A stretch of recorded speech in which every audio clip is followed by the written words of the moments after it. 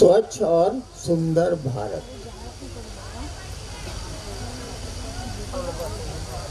एक मेरी कमजोरी है,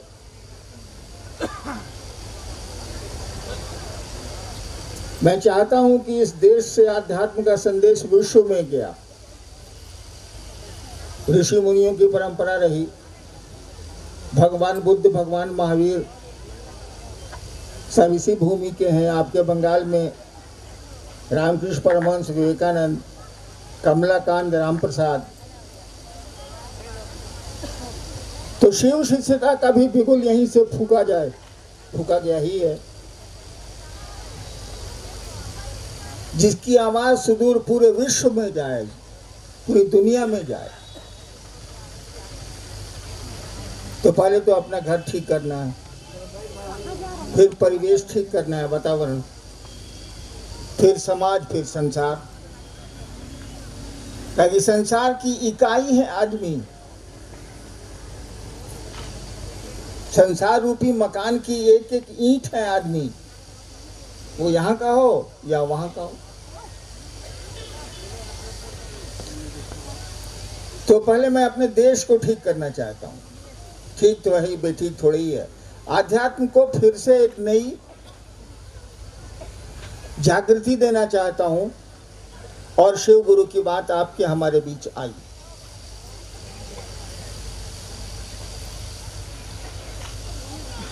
आपको ये बताने की जरूरत नहीं है कि शिव को ही सुंदर कहा गया। हमारी उपनिषद कहती है, सत्यम शिवम सुंदरम। उपनिषद के बारे में कहा गया है कि विश्व में इतना सुंदर ज्ञान कहीं नहीं है। जर्मनी के एक दार्शनिक थे, शोपेनहावर। वैसे दर्शन शास्त्र के प्रोफेसर तो बगल में बैठे हैं, करवा दी। शोपेनहावर ने उपनिषदों पर कहा था कि it is solace of my life and it will be the solace of my life. मैंने मेरी जिंदगी का अभी यही सोलेस है, यानी क्या कहिएगा उसको, बोलिए ना फिलोसोफर साहब।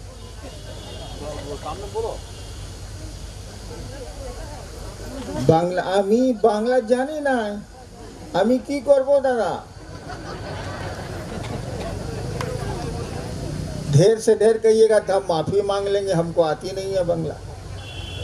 इतना जानता हूं कि आमी बांग्ला जानी ना।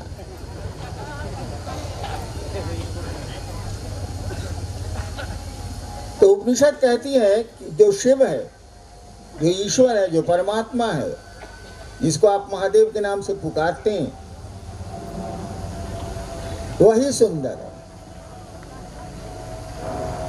क्योंकि सुंदरता अगर परमानेंट नहीं है, अस्थाई नहीं है, तो उसका क्या मानिए।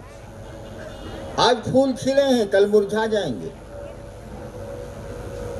आज खूबसूरती है, कल नहीं रहेगी। वो फिल्म का गाना याद है ना, बुढ़ापा तुम्हें जब सताने लगे, दर्पण की आईना तुम्हें जब डराने लगे, तुम मेरे पास आना प्रिय, मेरा दर खुला है, खुला ही रहेगा। यानी देखिए, हर चीज़ यहाँ टिकती नहीं है, चीज़ें यहाँ रहती नहीं है, कोई नहीं रहेगा। वैसे जगत शब्द का अर्थ ही होता है जंगम, यानी जो स्थिर नहीं हो। अंग्रेजी में कहा जाता है world is a passing show. दुनिया जो है गुजरता हुआ तमाशा है। World is a passing show. तो शिव को सुंदर कहा गया क्योंकि वो पहले भी वही थे, सुंदर थे, आज भी सुंदर हैं, और आने वाले कालखंड में भी सुंदर रहेंगे। उन्हीं को सत्य कहा गया। सत्य की परिभाषा आप जानते हैं, जो हमेशा सत्य रहे। जैसे आम के दिनों में पेड़ों में आम लटके हैं, कोई पूछेगा पेड़ों में आम हैं, आप कहेंगे बिल्कुल सत्य है। लेकिन 2 महीने के बाद बताइए भाई साहब, ये सत्य रहेगा? 3 महीने के बाद ये सत्य रहेगा? पेड़ों से आम गिर जाएंगे, पककर टूट जाएंगे, सत्य नहीं रहेगा।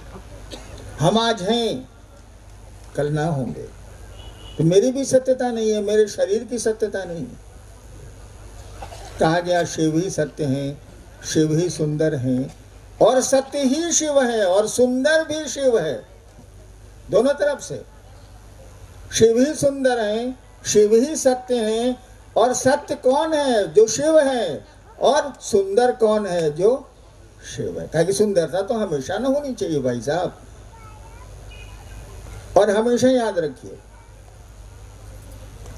जब तक मन निश्चल नहीं होगा, जब तक हमारा आपका मन स्वच्छ नहीं होगा, तब तक कहीं कोई काम ठीक से नहीं,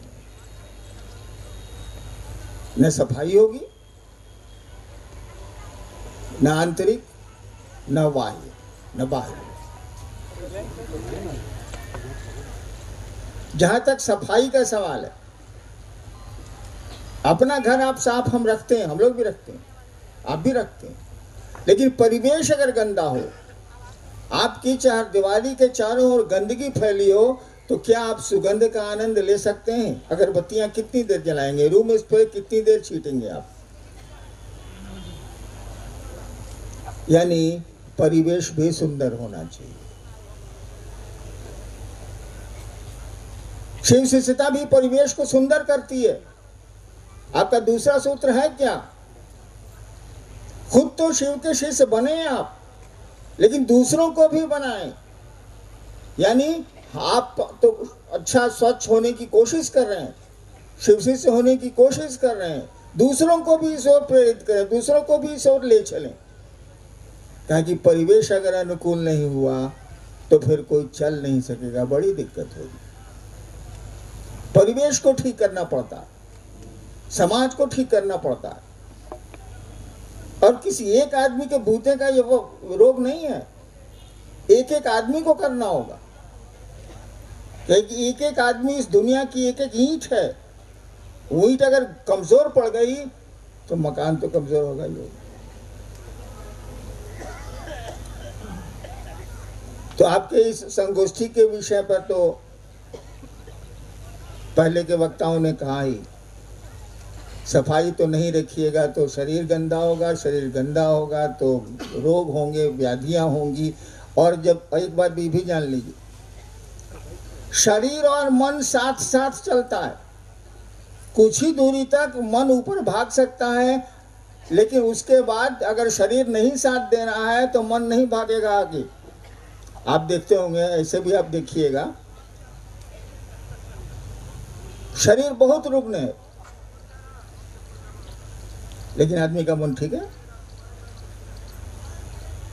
लेकिन उस मन को कोई टास्क दे दीजिए, कोई काम दे दीजिए, उसको कहिए नमः शिवाय करो, क्या करेगा? एक फुंसी जब दर्द करती है ना, तो सब नमः शिवाय हवा हो जाए शरीर की।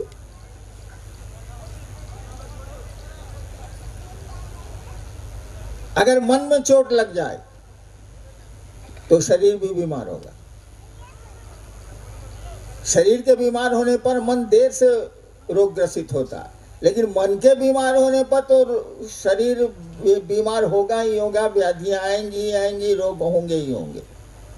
आज का चिकित्सा विज्ञान कही रहा कि 95% लोग मानसिक रुग्णता और मानसिक परेशानी के चलते बीमार हो रहे। बहुत बड़ी बड़ी बीमारियां आज आपके चिंतन से चलती हैं। डायबिटीज, ब्लड प्रेशर, उस आदमी को कोई मेंटल टेंशन दे दीजिए, ब्लड प्रेशर बढ़ जाएगा। उस आदमी को कोई मेंटल टेंशन दे दीजिए, डायबिटीज का शुगर का लेवल बढ़ जाएगा। देखिए, मन से शरीर जुड़ा हुआ है। तो ये तो करना ही है, सफाई तो करनी ही करनी है, अन्यथा हम जी ही नहीं सकते। हमारा आपका जीवन ही दूभर हो जाएगा, मुश्किल हो जाएगा। ये तो हमारी अनिवार्य आवश्यकता है कि हम स्वच्छ रहें, स्वच्छ रहने के लिए प्रेरित करें और कोशिश करें कि स्वच्छ परिवेश हो जाए। सब लोग कोशिश करेंगे तो पूरा भारत हो जाएगा, पूरा देश हो जाएगा। और पहले भारत को सुंदर बना लीजिए ना, फिर तो वसुधैव कुटुंबकम हिले है, विश्व तो है ही। घर में शांति नहीं, बाहर में बड़ी शांति है, बताइए आप रह सकते हैं? शिव चर्चा करके आप आ रहे हैं घूम के, आए जैसे घर में मेहरारू ने कहा आ गई मुंह झौसा। अब आपने जो शिव चर्चा करके मूड बनाया है बढ़िया, शिव भाव में है एकदम, सांस पर नमा भी आ रहा है, शिवाय भी जा रहा है। जहां पत्नी ने कहा कि आ गई मुंह झौसा, बस आपका मन भी हो गया झौसा। नहीं हो जाएगा? हो ही जाता। तो घर को पहले ठीक कीजिए, परिवेश को ठीक कीजिए, समाज को ठीक कीजिए, और एक एक आदमी अगर संकल्पित हो जाए, मात्र संकल्प से काम नहीं चलता, हमेशा याद रखिएगा। मात्र कृपा से काम नहीं चलता, मात्र आशीर्वाद से काम नहीं चलता। इन चीजों में प्रयास जरूरी है। अगर किसी ने आशीर्वाद दिया और आपने कर्म नहीं किया तो वो आशीर्वाद फलित नहीं होगा। किसी ने कृपा आप पर की, अगर कृपा का अर्थ ही होता है करो और पाओ। अगर आपने किसी कृपा प्राप्त कर लिया है तो कर्म करना होगा, तभी आपको कृपा का परिणाम दिखेगा, अन्यथा नहीं। ये सारी चीजें कर्म से जुड़ी हुई है, आपको करने से जुड़ी हुई है। स्वच्छता भी इसी से जुड़ी हुई है, भाषण से नहीं होगा। आइए देखते हैं अब क्या क्या सवाल आए हैं, जरा वो भी देख लें। विषय तो मेरा वही है, जिज्ञासाएं और समाधान।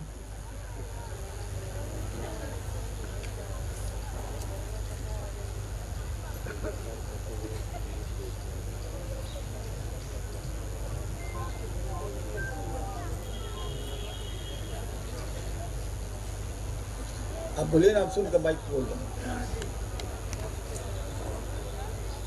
जब शिष्य की पूजा अर्चना पुरातन काल से करी आ रही है, तो शिव चर्चा पूजा पाठ जब तक हवन कीर्तन से अलग क्यों है?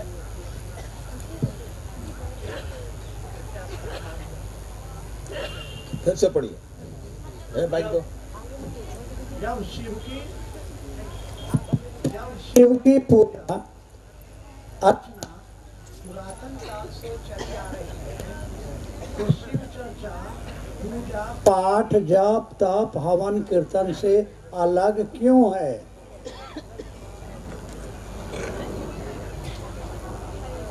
सब कुछ तो चल ही रहा है, पहले से चल रहा है। पहले से जो चल रहा था अब वैसा चल नहीं पा रहा है। आपके आध्यात्म के मामले में कोई खोज नहीं हुई है। खोज तो हो गई कि पहले ताड़ का पंखा था। मेरे बाबूजी जब अफसर थे पूर्णिया और इस सब में, तो उनके रूम में बिजली थी नहीं, पंखा था नहीं, बिजली देर से आई। तो मैं देखता था कि झालर लटका हुआ है और एक आदमी बाहर टूल पर बैठ के उसकी रस्सी खींच रहा है, झालर हिल रहा है। और आज देखिए एसी रिमोट पर है। रिमोट क्या कहेगा, ताली बजाई एसी चालू। एक आदमी ऐसे ही एयर कंडीशनर अपने घर में लगाया हुआ था, आवाज पर चलता था, जाड़े के दिन थे, मेन स्विच उसने उसका स्विच ऑफ नहीं किया था। क्या जरूरत है, ताली पर चलना है तो आवाज होगी तब ना चलेगा, फिर ताली बजा देंगे बंद हो जाए। गिलास में पानी रखे बताए टेबल पर, एक बिल्ली कूदी, गिलास को गिरा दी, गिलास किया झन से टूट, एसी चालू हो गई। और आपको पता है 100 आदमी मरा मिला, ठंड से जम गया, जाड़े का दिन था। तो ये जमाना आ गया।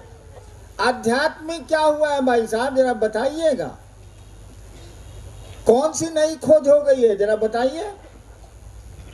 कुछ नहीं हुआ।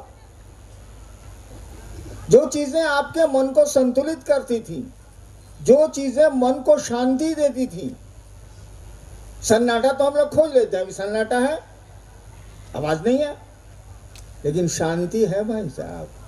सबका मन इधर उधर बहुआ रहा है, शांति कहाँ है? कोई खड़ा हो तब ना मन, तब ना शांति।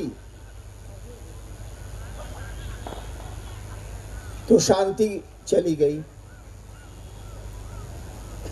मन का चैन चला गया, कोई खोज ही नहीं, और आदमी बदल गया, पूरी तरह बदल गया। वो आदमी कहाँ है अब?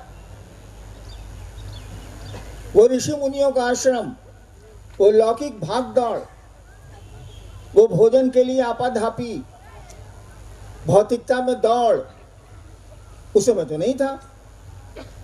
था तो बहुत कम लोगों के बीच था। अब तो जनरल हो गया, सामान्य हो गया। और आध्यात्म वहीं का वहीं खड़ा है, बल्कि उस पर धूल जमती चली गई। खोज हुई नहीं, डस्ट पड़ेगा ही, धूल जमती चली गई। हमने कहा शिव को गुरु मानो, कहा कि धूल झाड़ने से हम कितना का धूल झाड़ेंगे, लेकिन वह शिव की ऊर्जा तो कण कण में है, वह महादेव की ऊर्जा तो पूरे संसार में है, एक एक व्यक्ति में है, एक एक जीव में है। जिसको आप निर्जीव कहते हैं उसमें भी है। शिव को गुरु बनाओ। मैंने जब गुरु बनाया था ना, तो ऐसा ही सोचा है, सब फालतू धंधा है साला। लेकिन लाचारी में शिव को गुरु मान लिया था, कोई उपाय मेरे पास नहीं था, विवशता में। अब लाचारी आप भूखे रहिए या व्रत उपवास में भूखे रहिए, शरीर पर तो असर पड़ेगा भाई साहब। आपका खाना बंद कर दिया जाए तो, या अपने से आप छठ व्रत किए हैं तो, दोनों असर तो शरीर पर तो पड़ेगा, थोड़ा कम थोड़ा ज्यादा, लेकिन असर तो पड़ेगा। भोजन नहीं दीजिएगा, ईंधन नहीं दीजिएगा, गाड़ी चलेगी कैसे? तो विवशता में ही मैंने शिव को गुरु माना, लाचारी में माना, कोई उपाय नहीं था मेरे पास। लेकिन माना तो माना। मेरी एक आदत है, मैं आदमी जल्दी नहीं बदलता, मैं चीजें जल्दी नहीं बदलता। जो लोग पुराने गुरु भाई हैं उन लोगों से पूछेगा, मैं टूटी सी गाड़ी में जाता था शिव चर्चाओं में, और वहां कोई नई गाड़ी लेके आता था, लोग कहते थे सर नई गाड़ी पर चलिए ना। हम कहना, हम जिस गाड़ी से आए उसी गाड़ी पर जाएंगे। तो सर इसका ही गड़बड़ है, बहुत झक लेती है। हम कहा भैया हम जिससे आए उसी पर जाएंगे। तो मैंने अपने गुरु को भी नहीं बदला, शिव को गुरु मान लिया तो मान लिया, कोई तो बताने वाला था नहीं, कहीं मैंने पढ़ा नहीं था कि शिव गुरु है। लेकिन मैंने कहा ना कि लाचारी में मानिए चाहे मौन से मानिए, रिजल्ट आता ही जाए। और परिणाम आए, और परिणाम अगर नहीं आते तो आज आप यहां नहीं होते, न हम होते न आप होते, न ये संगोष्ठी होती, न कार्यक्रम होता, न शिव तो होते, शिव से नहीं होते।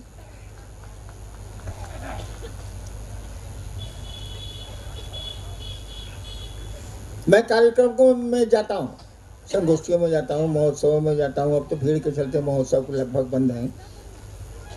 और रोज सोचता हूँ, कल भी रात में बहुत देर तक मैं सोचता रहा कि बंगाल से इतने गुरु भाई बहन आ रहे हैं, सुना है कि 2000-2500 लोग होंगे, काहे आ रहे हैं, क्यों आ रहे हैं, आखिर उनको मिलता क्या है? अपने पैसे खर्च करते हैं, वो परेशानियां उठाते हैं, वो रातों को रात भर वो प्लेटफॉर्म पर सोते हैं, बसों से लंबी लंबी यात्राएं करते हैं, ट्रेनों में धक्का मुक्की खाते हैं, और तब भी आते हैं। आखिर क्यों आते हैं? शायद किसी ने सोचा हो या नहीं सोचा हो, लेकिन महादेव साक्षी है, मैं अक्सर सोचता हूं। कल भी मैं सोच रहा था, सुबह भी नींद खुली तो यही सोच रहा था, क्यों लोग आते हैं, क्या मिलता है आपको आने से, क्या हासिल होता है आपको आने से, क्या देते हैं यहाँ के लोग आपको। बातें तो बहुत सुंदर आप भी जानते हैं, हमसे बढ़िया भाषण दे सकते हैं आप, तो फिर क्यों आए आप?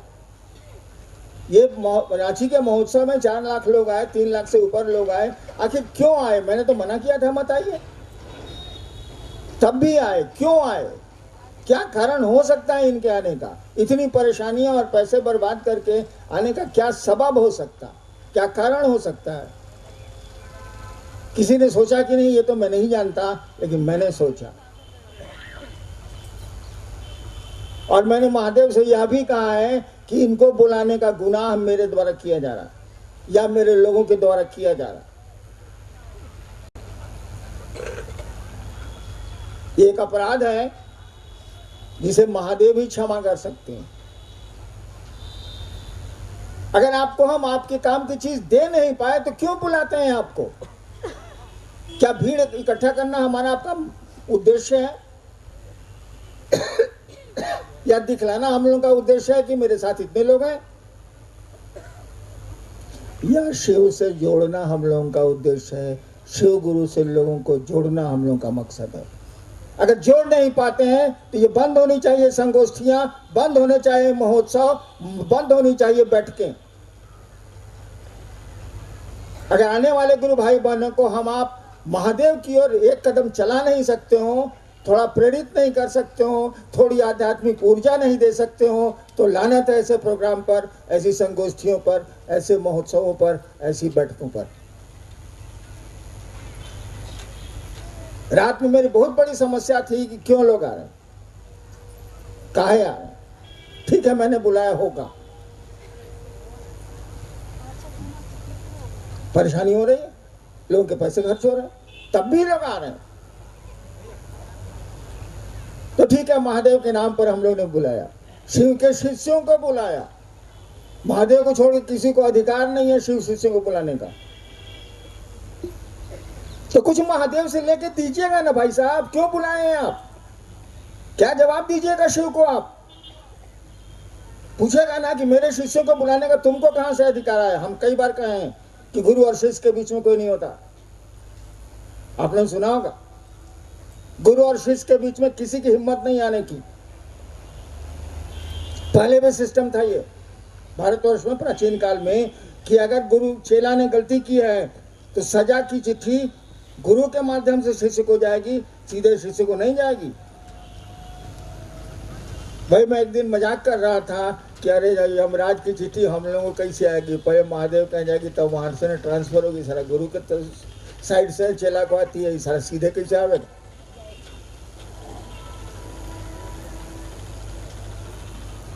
और आपके लिए भी मैं ये कह रहा हूं, आप भी प्रोग्राम्स करते हैं, आप भी कार्यक्रम करते हैं, आप भी चर्चाएं करते हैं।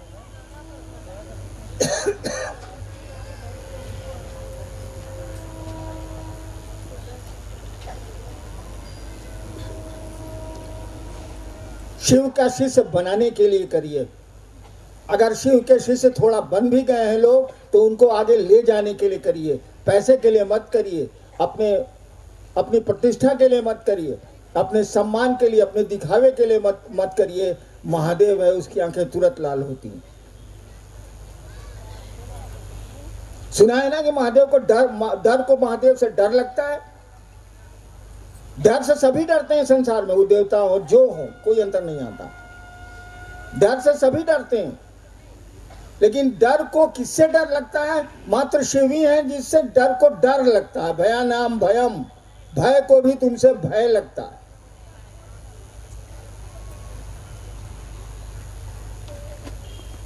आप अगर अपने गुरु भाइयों को कुछ दे नहीं सकते हैं, जनता को कुछ दे नहीं सकते हैं, सुनने वाले को कुछ आध्यात्मिक ऊर्जा दे नहीं सकते हैं, मत करिए ये काम।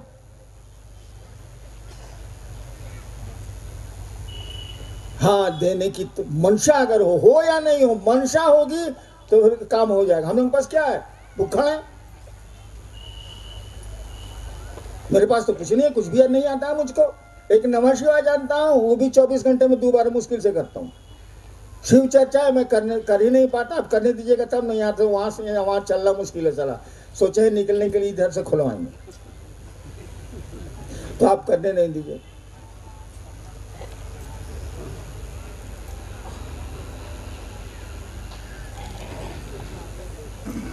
तो इसीलिए शिव चर्चा की जरूरत पड़ी है कि आज का आदमी का मन ही नहीं टिक रहा है शिव के पास, ईश्वर के पास, भगवान के पास।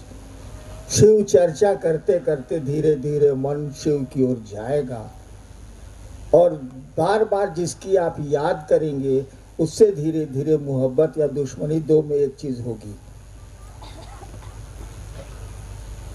शिव की याद ज्यादा आएगी तो थोड़ी वहां तो प्रेम है, वहां तो दुश्मनी है नहीं, तो प्रेम थोड़ा जगेगा। शिव चर्चा इसीलिए हम लोग कहते हैं करिए, बढ़ाइए, लोगों से मिलिए, उसको करिए। और दूसरा, इस शरीर और इस मन से क्या हम लोग कर सकते हैं? खाते पीते तो कीड़े मकोड़े भी हैं। नेक्स्ट जी, शिव का शिष्य बनने के लिए तीनों सूत्रों में सबसे आवश्यक सूत्र कौन सा है?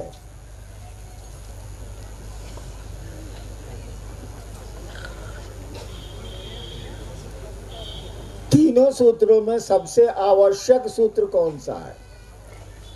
साला तीने में खोजता रहो, तेरा रही तका खरीता।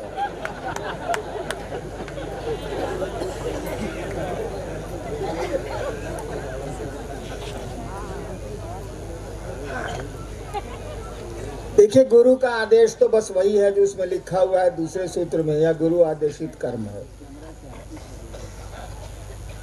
लेकिन गुरु तो गुरु है भैया, वो भी आपका गुरु महादेव है।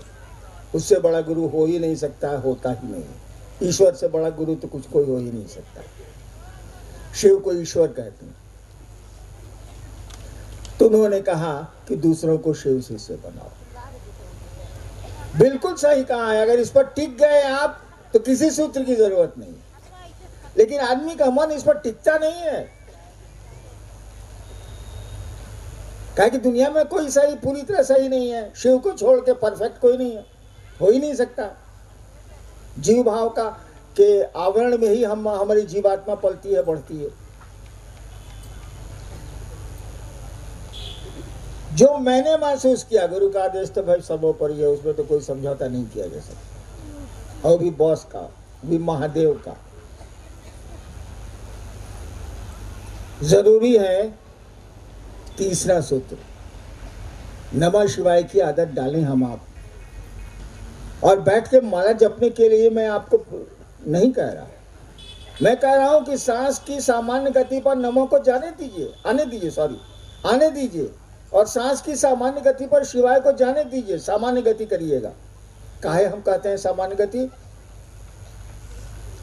इसमें कोई आदमी जरूर हिसाब का बढ़िया, गणित का बढ़िया टीचर होगा या स्टूडेंट होगा। हम नहीं है। गणित का, हिसाब का, मैथमेटिक्स का कोई आदमी या तो बढ़िया टीचर होगा या स्टूडेंट होगा। उसको कहेंगे बाबू सुनो, चौक पर एक पान का दुकान है, दौड़ के जाओ, दौड़ के खिले पान लगा, दौड़ के आना। उसको दौड़ा दीजिए पान के दुकान तक, और दौड़ के पान लेके आ गया वो। अब एगो तरकारी का, सब्जी का हिसाब के गिरफ्त जोड़ो। सर ठहरिए सर, क्या हुआ? गणित का टीचर है और सब्जी का हिसाब, परवल आलू का जोड़ नहीं पा रहा है। कह रहा है ठहरिए ना भाई साहब, वहां पर ठहरिए ना भाई साहब। सांस जब भी तेज चलेगी, मन चंचल होगा ही होगा। उदाहरण तो दिया हम। किसी भी एक्सपर्ट को, गाड़ी का बनाने वाला हो या माइक बजाने वाला हो, साले को 1 किलोमीटर दौड़ा दे, जरा माइक का साउंड ठीक करो तो ठहरिए। देखिए, सांस तेज हो गई है, मन चंचल हो गया है, वो कोई काम भी नहीं कर सकता। इसीलिए कहा जाता है सांस की सामान्य गति पर, और कोई कारण नहीं। इसको जरूर करिए। सो के उठे तो कर लिया, शिवालय और शौचालय जहां मन करे वहीं कर दिया। कोई इससे अंतर आता नहीं। जब बेटे को और बीवी को याद कर सकते हैं लैट्रिन में, तो शिव को क्यों नहीं कर सकते? ऐसे बैठे हैं तो एक बार नमः चढ़ाया, शिवाय उतार लिया, और जैसे नमः सांस पर चढ़ेगा शिव याद आ जाएंगे, माला पर नहीं याद आएंगे। एक आदमी था, नाम नहीं बताएंगे, जगह भी छिपा लेते हैं।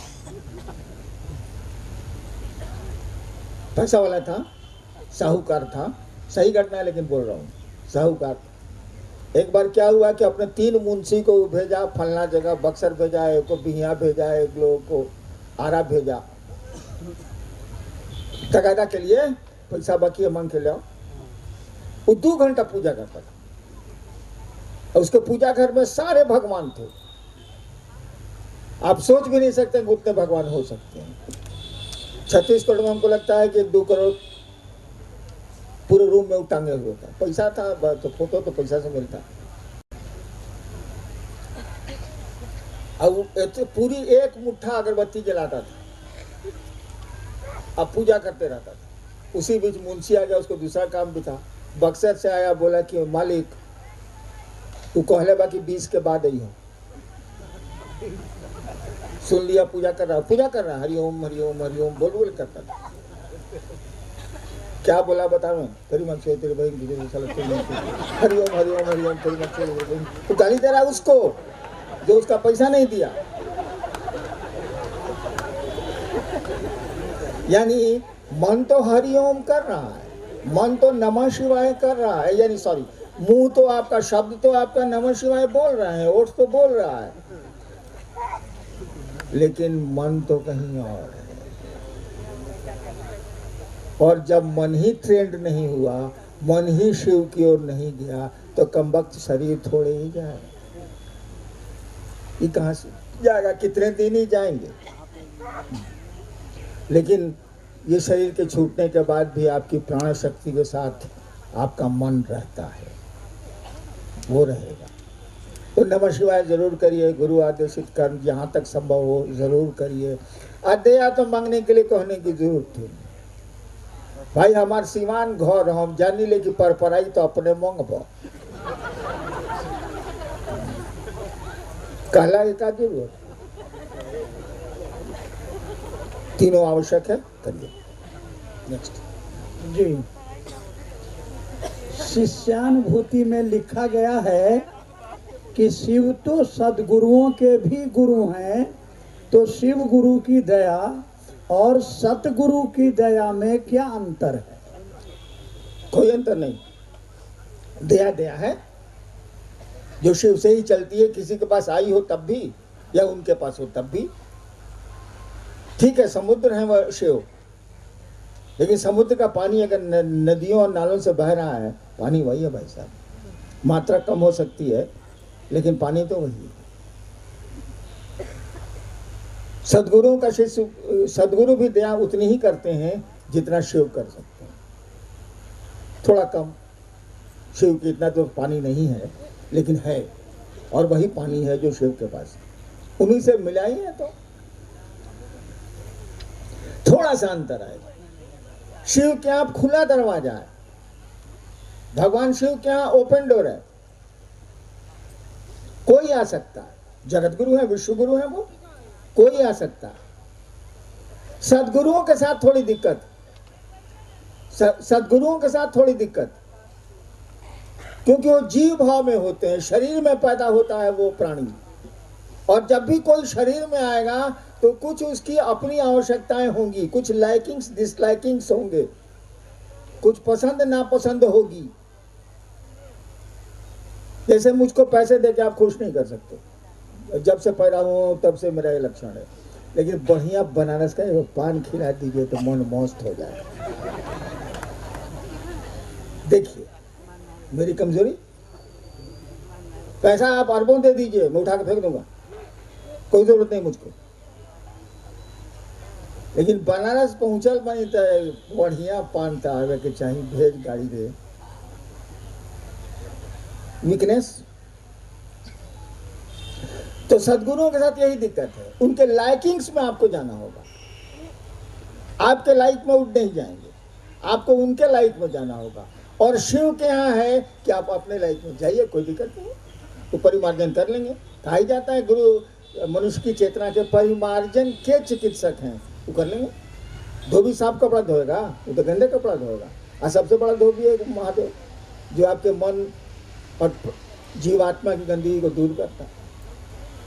चलिए, अरे बाप रे, 2:30 बज गया ना ना। आध्यात्मिक कौन सी ऊर्जा भगवान शिव की उन्मुख करती है शिष्य को? क्या क्या क्या फिर से पढ़ो। आध्यात्म की कौन सी ऊर्जा भगवान शिव की ओर उन्मुख करती है अपने शिष्य को? अरे भाई, आध्यात्म की ऊर्जा अपने में एक ऊर्जा, उसमें भी अलग कर दीजिएगा। ये बंगाल है, ये बिहार है, ये उड़ीसा है। आए भाई, ये हम लोग का स्वभाव है साला। चोर चोर होगा तो मौसरे भाई होगा, साधु होगा साधु के साथ रहेगा, जो जैसा है वैसे ही रहेगा। वही हम लोग भी करते हैं, जैसा है हम लोग बांटने की बीमारी है, ये हमारी तुम्हारी यूं कौन ये वो शिव शिष्य के पार्टी हरे, ये शिव शिष्य के पार्टी हरे। तो कह दिया कि आध्यात्म में भी कौन सी ऊर्जा पास करती है। साला अध्यात्म का नाम ही है आत्मा का विज्ञान, वह विज्ञान जिसे पूरी प्राण शक्ति पूरे जगत में संचालित हो रही है, वही और क्या।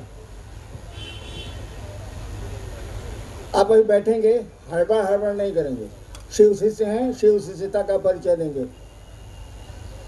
मुझको दुख होता है जब कोई शिष्य उच्छृंखल की तरह करता है, ताकि महादेव का चेला चलेगा तो लोग कहेंगे यस महादेव का चेला है, देखिए क्या व्यवहार है, क्या आचरण है, क्या बोली है। आपने शिव को कभी सुना है? वो ऐसा बोलते हैं कि सीमेंट की दीवारें पिघल जाएं, लेकिन पौरुष वाली आवाज, ऐसी आवाज न सुनी न गई नहीं हो। वो अगर बोलेंगे चलेगा सीमेंट पत्थर पिघल रहे हैं अब, लेकिन पौरुष वाली आवाज, ठोस आवाज, इतनी मधुर। चलिए आप सबों को प्रणाम। आप आए, आपको कष्ट हुआ और आपके आने से मुझको भी कष्ट हुआ, ये भी जान लीजिए। लेकिन मैं महादेव से प्रार्थना जरूर करूंगा, मैं चाहता भी यही हूँ कि थोड़ी सी आध्यात्मिक ऊर्जा वह महादेव आपको दे, थोड़ा सा शिव की ओर कदम हमारे आपके बढ़ें, वह शिव ऐसी दया करें। और करेंगे कैसे नहीं, मांगने वाले तो हम ही लोग हैं, कोई मांगता भी नहीं है। उनसे तो शिष्यता हम ही लोग मांगते हैं, बाकी चीज़ें और लोग भी मांगते हैं, हम लोग भी मांगते हैं बाकी चीज़ें, लेकिन मूल रूप से तो हम लोग यही मांगते हैं कि शिव आप मेरे हो जाइए। शिव से जो जरूरत पड़ेगी ले लेंगे, बाप बना के ले लेंगे, रिश्ता बना के ले लेंगे, लेकिन रिश्ता तो बने, इसके लिए वो महादेव हम पर आप पर दया करे। और मैं भी बिना अधिकारी आपको आशीर्वाद देता हूँ कि आप दुखों से थोड़ा बाहर आएं, शिव का कार्य करें। आपको प्रणाम।